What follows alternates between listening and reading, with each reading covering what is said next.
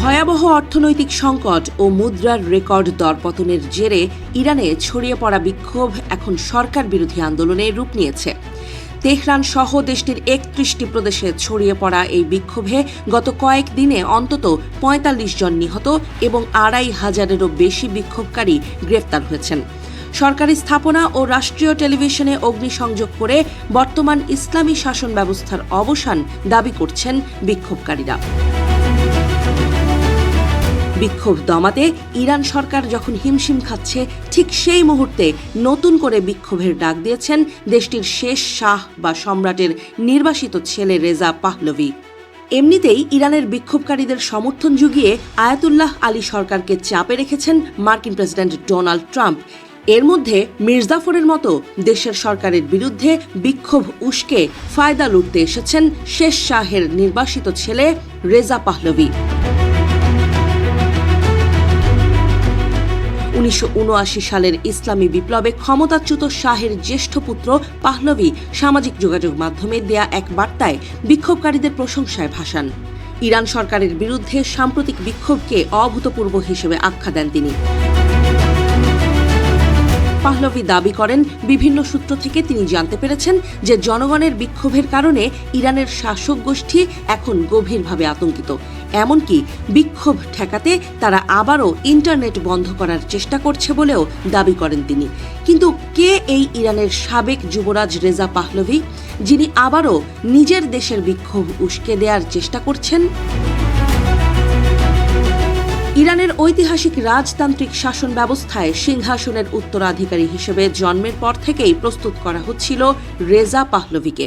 কিন্তু ১৯৭৯ সালের বিপ্লবে তার বাবার রাজতন্ত্রের পতন হয়। ঠিক সেই সময়ে তিনি যুক্তরাষ্ট্রে যুদ্ধবিমান চালনার প্রশিক্ষণ নিচ্ছিলেন। দূর থেকেই তিনি দেখেছেন তার বাবা মোহাম্মদ রেজা শাহ পাহলভি, যিনি একসময় পশ্চিমা মিত্রদের সমর্থন পেয়েছিলেন, তিনি কিভাবে এক দেশ থেকে আরেক দেশে আশ্রয় খুঁজে ফিরেছেন। শেষ পর্যন্ত তার বাবা মিশরে ক্যান্সার আক্রান্ত হয়ে মারা যান। পরবর্তী কয়েক দশকে পাহলভি পরিবার একাধিকবার ট্র্যাজেডির মুখে পড়ে। রেজা পাহলভির ছোট বোন ও ছোট ভাই দুজনেই আত্মহত্যা করেন। ফলে অনেকেই যেটিকে ইতিহাসের পাতায় হারিয়ে যাওয়া রাজবংশ বলে মনে করতেন, সেই বংশের প্রতীকী প্রধান হিসেবে শেষ পর্যন্ত পাহলভি থেকে যান। তার বর্তমান বয়স ৬৫ বছর।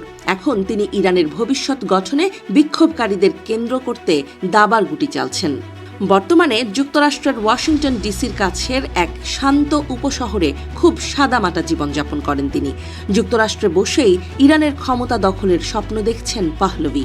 ২০২৫ সালে প্যারিসে এক সংবাদ সম্মেলনে জানান, ইরানের বর্তমান রাষ্ট্র ব্যবস্থা ও সরকার ভেঙে পড়লে অন্তর্বর্তী সরকার গঠনে নেতৃত্ব দিতে প্রস্তুত রয়েছেন। তখন থেকেই বোঝা যায় ইরানের ক্ষমতা দখলের লোভ তার মনে জেঁকে বসেছে। ইরানের বিরোধী শক্তিগুলোকে একত্রিত করার প্রচেষ্টার কারণে আন্তর্জাতিক অঙ্গনে তাকে ঘিরে কিছুটা আগ্রহ তৈরি হয়েছে, তবে শেষ পর্যন্ত তিনি তা ধরে রাখতে ব্যর্থ হন।